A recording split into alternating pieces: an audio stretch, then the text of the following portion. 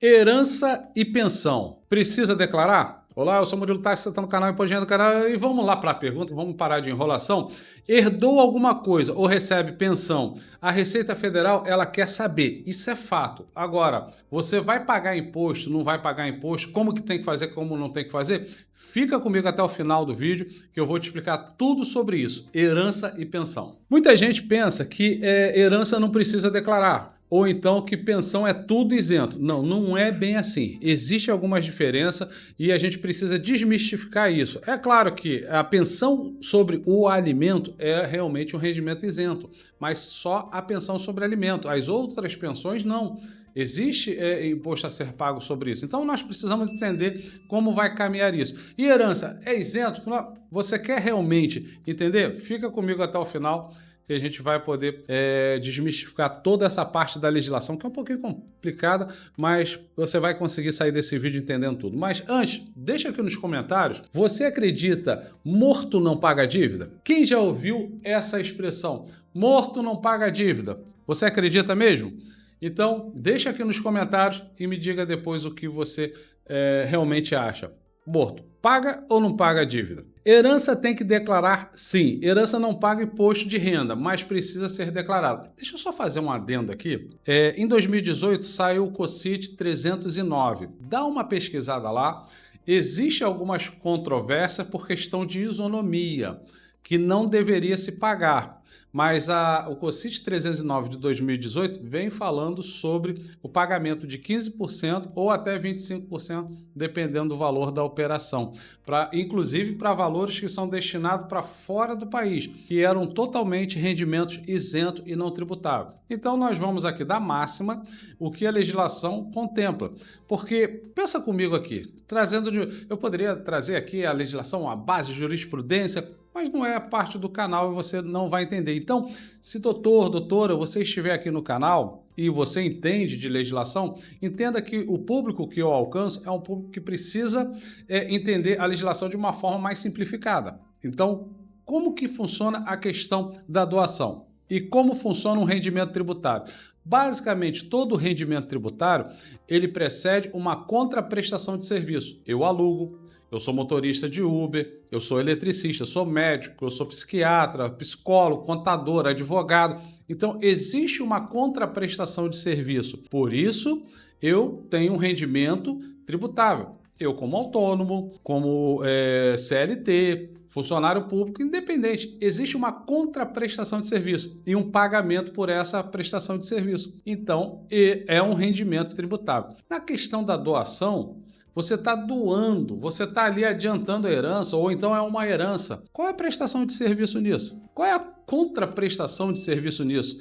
Porque o herdeiro nasceu? Essa é o serviço? Então, realmente, é uma briga que está acontecendo, mas é bom você ficar atento, porque eu ainda sigo uma orientação que rendimento de doação é um rendimento isento não tributário. Mas se você quiser, dá uma olhadinha lá no COSCIT 309 de 2018 e tire as suas próprias conclusões. Rendimento isento e não tributário.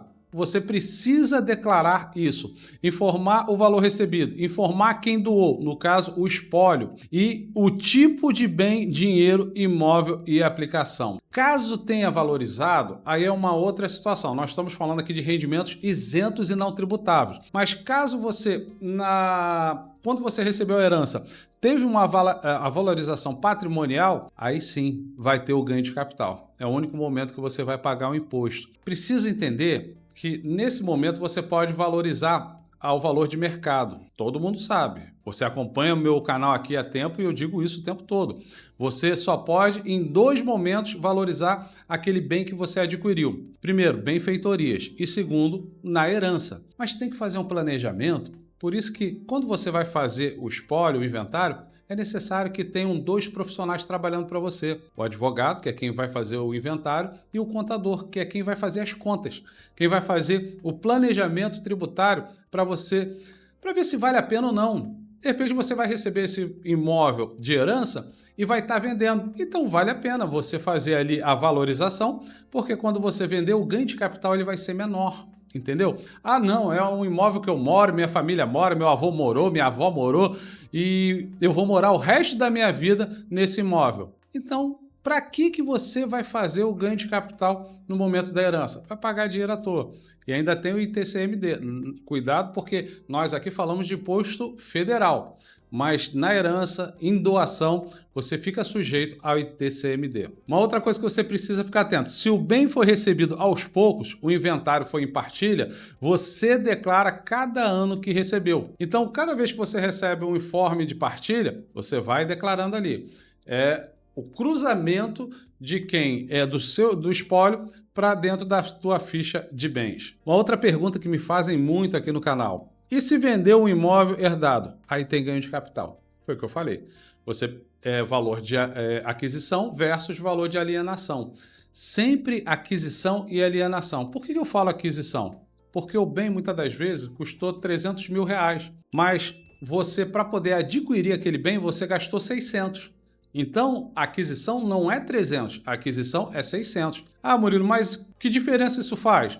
Na hora de você vender. Se você vender esse mesmo imóvel por R$1 milhão e você lançou apenas 300, o ganho de capital vai ser sobre 700 mil, 15%. Faz a conta. E se você jogou o valor de aquisição na sua totalidade, 600, ou seja, 400 mil, 15%. Quase a metade de imposto a menos. Tá vendo como um planejamento ele pode ser simples? Mas tem que ser feito antes. Você não pode sair fazendo de qualquer forma. Acompanha sempre aqui o meu canal, já aproveita, compartilha, curta, deixa o seu like, porque a gente está sempre trazendo conteúdo para vocês aqui atuais e de muita importância. E aí, respondendo a sua pergunta, você acredita que o morto não paga dívida? E aí, do Carmo, o que você acha? Eu acho que não paga não.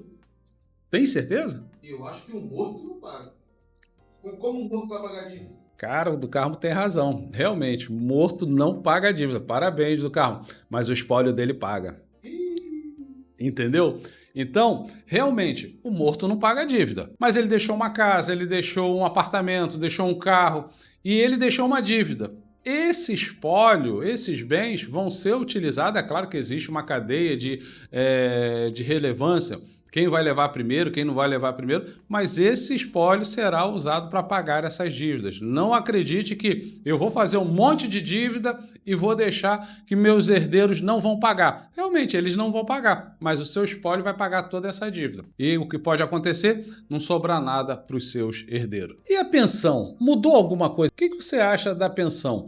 Você realmente acredita que a pensão é um valor isento e não tributável? Todas elas? Vamos lá. Antes era tributada como renda. Antigamente as pessoas, quando recebiam o rendimento de pensão alimentícia de alimento, eram obrigadas a fazer o carnê-leão, porque sempre foi uma pessoa física pagando para outra pessoa física, e esse carnê-leão você lançava todos os valores. Inclusive, muitos me perguntavam, e o 13º é um rendimento isento? Não, olha só, 13º, segundo a Constituição Federal, só existe para quem é CLT. Ponto.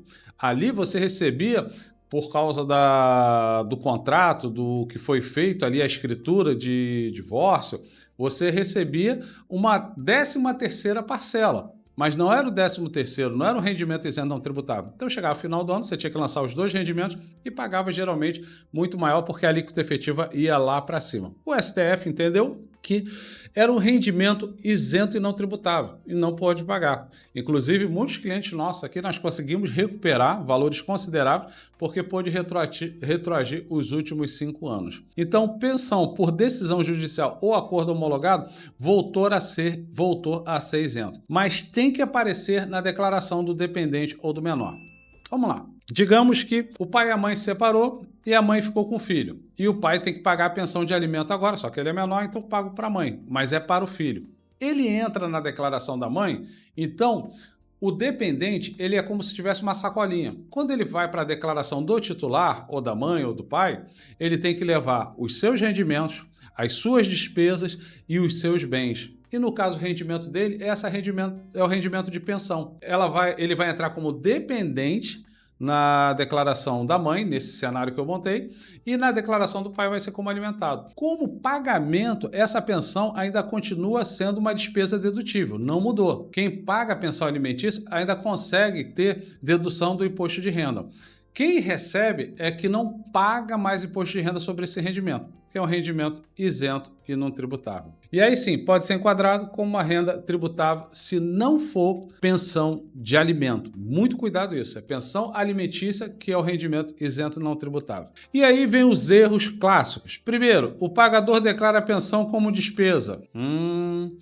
E quem recebe não declara como renda. O sistema cruza os dois, pronto, malha fina. Muito cuidado, porque se eu estou lançando o rendimento como despesa, quem está recebendo tem que lançar como recebida essa dedução. Se está em nome do titular, se está em nome do dependente, tem que configurar dentro da declaração do imposto de renda. Na hora de cruzar, o que vai acontecer se um dos dois não lançarem, malha fina. E dependendo, malha fina para os dois, tá? E por que disso? Presta atenção. Porque mesmo sendo um rendimento isento, precisa ser informado na declaração de quem recebe pensão ou na declaração que ele configure como dependente, que nós falamos até o final. Então, o que fazer? Para a gente estar já partindo para finalizar esse vídeo. O que fazer? Primeiro, informar toda a herança como rendimento isento, recapitulando a parte da herança. 2. Se receber o imóvel, declarar como bem. 3. Declarar pensão na ficha correta. Eu já falei qual é a ficha correta. 4. Se for pensão de menor, declarar como dependente. Quem faz isso certo, dorme tranquilo. Quem esconde, uma hora recebe uma carta da Receita Federal e te garanto, não é uma carta que ela está sentindo saudade de você. Está sentindo saudade das suas informações. Então, galera, compartilha, curta e deixe sua dúvida com a hashtag Pergunta Sem Frescura, porque depois desse vídeo, se ainda ficou alguma dúvida, quem sabe ela pode se tornar um vídeo para você. Até o próximo vídeo. Valeu, galera!